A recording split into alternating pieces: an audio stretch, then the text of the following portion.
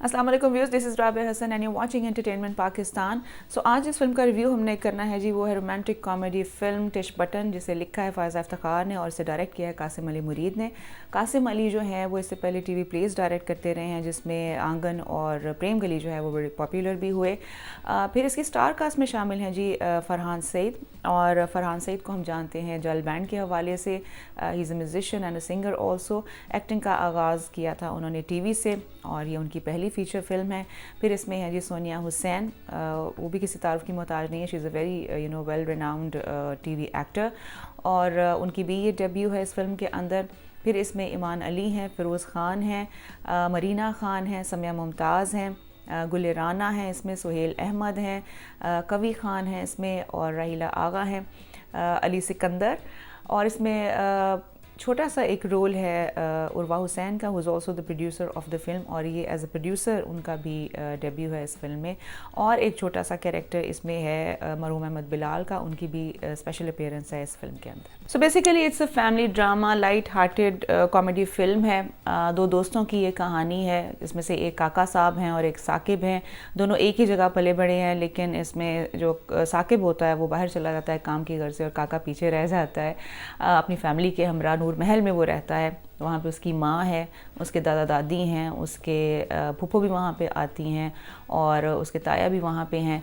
सो उसके सारी family members के हमरा वहाँ पे रहता है। सो जब साकिब की शादी का ज़िक्र छिड़ता है और साकिब को पता चलता है कि उसकी कज़न के साथ उसका रिश्ता तय किया जा रहा है, तो वो बिल्कुल इंटरेस्टेड नहीं होता और वो ये रिश्ता ख़त्म कराने की गर्ज से काका से हेल्प मांगता है। सो इसी सिचुएशन को लेके जो कन्फ्यूजन या कॉम्प्लिकेशंस या जो भी इवेंट्स का सिलसिला एक शुरू होता है, इसी सिचुएशन को लेके फिल्म का जो है बेसिक प्लॉट वो डेवलप किया गया है। सो शादी ब्याह की इस तरह की जो थीम्स होती हैं वो वैसे भी बड़ी हिट है हमारी ऑडियंस के साथ। अगर हम अपनी टीवी इंडस्ट्री को भी देखें तो ड्रामों को अगर हम देखें तो उसमें भी कुछ इसी किस्म की कहानियाँ जो हैं, जो मौजू हैं, वो इसी किस्म के चल रहे होते हैं। या तो किसी की शादी टूट रही है, या किसी की शादी हो रही है, किसी की एंगेजमेंट है तो किसी को कोई भाग गया है, इसी टाइप की स्टोरीज चल रही होती हैं। और इस किस्म की कहानी की बुनत करना भी आई बिलीव कि आसान है, बिकॉज एक टिपिकल सी स्टोरी होती है और बड़ी प्रिडिक्टेबल भी होती है। और अगर हम फिल्म के हवाले से देखें इसको, या इवन टीवी के हवाले से भी देखें, तो इसमें रंगों से खेलने का आपको बड़ा मौका मिलता है। आप अपने विजुअल्स जो है वो बड़े कलरफुल बना सकते हैं, बिकॉज ज़ाहिर है शादी ब्याह का ओकेजन होता है, बड़ा कलरफुल सा होता है और बड़ा एक प्लेजेंट सा उसका एक एम्बियंस होता है।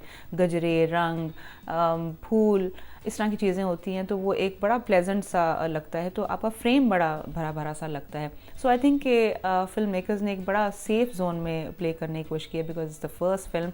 तो उन्होंने एक सेफ़र जोन के साथ सेफ़ एरिया में एक्सप्लोर उन्होंने किया है, ज़्यादा रिस्क नहीं उन्होंने लिया, और ऐसी स्टोरी को पिक किया है which is already very popular with the audience. Characters और एक्टिंग के हवाले से मैं बात करूँ तो इसमें दो लोगों का मैं जिक्र करना चाहूँगी, फरहान सईद और सोनिया हुसैन, क्योंकि इन दोनों का ये डेब्यू था।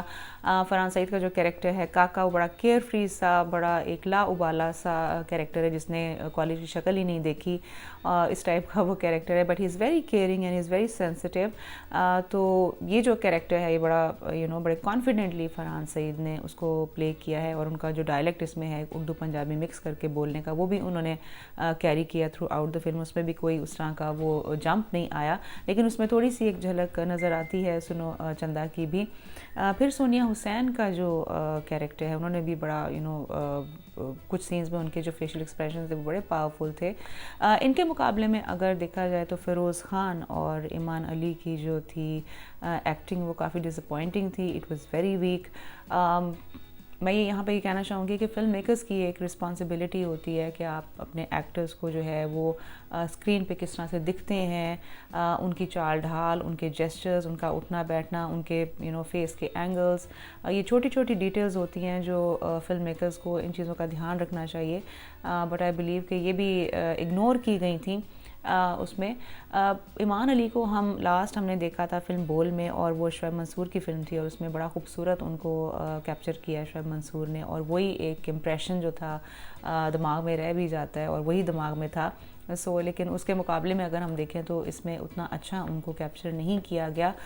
फ़िरोज़ ख़ान की जो है एक्टिंग टीवी में अगर हम देखें तो he plays his part pretty well, लेकिन इस फिल्म के अंदर उनकी एक्टिंग जो है वो unexpectedly was pretty disappointing. Supporting cast में Samiya Mumtaz, she is a phenomenal actor और बड़ा ज़बरदस्त उनका रोल है इसमें। बहुत प्यारी लगती हैं वो स्क्रीन पे जब आती हैं, और काके की माँ का रोल उन्होंने अदा किया है। She is very convincing in her role. फिर इसमें राहीला आगा और कवी ख़ान की जो है वो बड़े इंटरेस्टिंग, उनके हिलेरियस किस्म के सीन्स हैं आपस में, बड़े मज़ेदार हैं। फिर सोहेल अहमद को बहुत ही जो है फ़नी किस्म के जो है उनको पंच लाइन्स दी गई हैं, जिसमें हॉल में बड़ी क्लैपिंग भी हुई। अच्छा, यहाँ मैं बताना चाहूँगी कि एक सीन में ईमान अली का भी कुछ इसी किस्म का सीन था जिसमें हॉल में बड़ी क्लैपिंग हुई, and you know it's very similar to the kind of scene that she played in Bol also. सो ये भी उसमें था फिल्म के अंदर। और फिर इसमें हुमैरा अली हैं, गुल राना हैं, they also fit their character. मरहूम अहमद बिलाल जो हैं उनका कैरेक्टर एक बदमाश का है, और इनका एक सीन है फर्स्ट हाफ में, और फिर इनका एक सीन आता है towards the climax, and he is also played his part really well. फिर इसमें मरीना खान का जो कैरेक्टर है वो ईमान अली की माँ का रोल प्ले किया है उन्होंने। लीना की माँ का रोल प्ले किया है, जो कि टर्की में एक रेस्टोरेंट ओनर है। मरीना खान का जो इसमें रोल को बहुत बड़ा नहीं है, कोई स्क्रीन टाइम उनको बहुत ज़्यादा नहीं दिया गया, लेकिन उनके कैरेक्टर के थ्रू हमारी सोसाइटी में जो डाइवोर्स से रिलेटेड जो एक टैबू है उसको ब्रेक किया गया है, और उससे रिलेटेड जो है इशू उसको हाईलाइट किया गया है through Marina Khan's character. Cinematography के हवाले से बात करें तो फिल्म क्योंकि टर्की और पंजाब में शूट हुई है तो आपको वो लैंडस्केप ज़रूर देखने को मिलता है। इसमें बड़े मज़े के आपको एरियल शॉट्स देखने को मिलते हैं।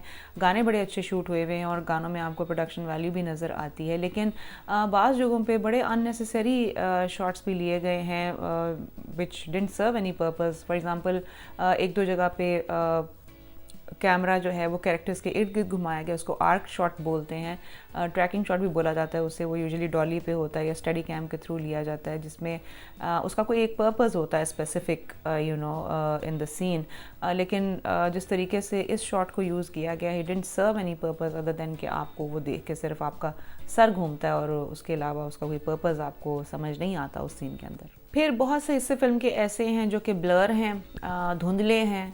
ये भी एक सिनेमाटोग्राफर की रिस्पॉन्सिबिलिटी होती है कि वो इस चीज़ का ख्याल रखे कि जब उसके जो फोकस उसने सेट किया हुआ है कैमरे का और आपका कैरेक्टर अगर फ्रेम इन फ्रेम आउट हो रहा है तो उसका फोकस शिफ्ट अगर हो रहा है तो वो ब्लर ना हो, और उसको किस तरीके से उसको डील करना है, या अगर आपका कैमरा मूवमेंट में है तो उसको किस तरीके से आपने डील करना है। ये एक एस्पेक्ट है जो प्रॉब्लमेटिक था फिल्म के अंदर। फिर फिल्म का जो फर्स्ट हाफ है उसकी पेस बड़ी अच्छी थी और कहानी बड़ी स्मूथ तरीके से आगे जा रही थी, लेकिन सेकेंड हाफ में जाते साथ ही आपको फील होता है कि अब ये कहानी को स्ट्रेच करना शुरू कर दिया just to you know fill the minutes, और थोड़ी सी स्टोरी ड्रैग हो जाती है।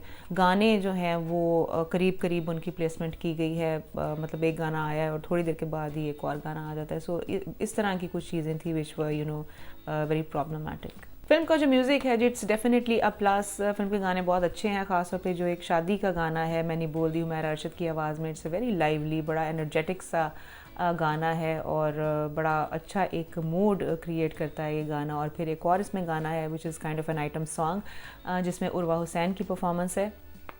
उसमें फिल्म की उसमें गाने की जो कोरियोग्राफी है वो भी बहुत अच्छी ज़बरदस्त तरीके से की गई है और उसमें कॉस्ट्यूम भी बड़े कलरफुल हैं। So it's a very nice song and I believe कि अब क्योंकि शादी सीज़न शुरू हो गया है तो देयर आर चांसेस कि ये दोनों गाने जो हैं हमें शादियों के मौके पे अब जो है वो सुनने को मिलेंगे। So overall it's a typical commercial film with a predictable plot, जिसमें आपको ड्रामा मिलेगा, रोमांस भी मिलेगा, इसमें आपको इमोशन भी मिलेगा, सैड सॉन्ग्स भी आएंगे, शादी ब्याह के गाने भी आएंगे, इसमें आइटम सॉन्ग भी मिलेगा आपको और थोड़ा बहुत एक्शन भी मिलेगा towards the end.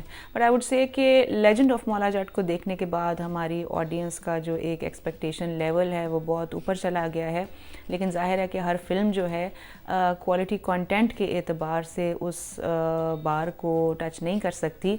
But we do hope कि अच्छी फिल्में बनती रहें ताकि हमारी जो एंटरटेनमेंट इंडस्ट्री है, जो हमारी सिनेमा इंडस्ट्री है, वो दोबारा किसी चैलेंजिंग सिचुएशन में जाने से बच सके।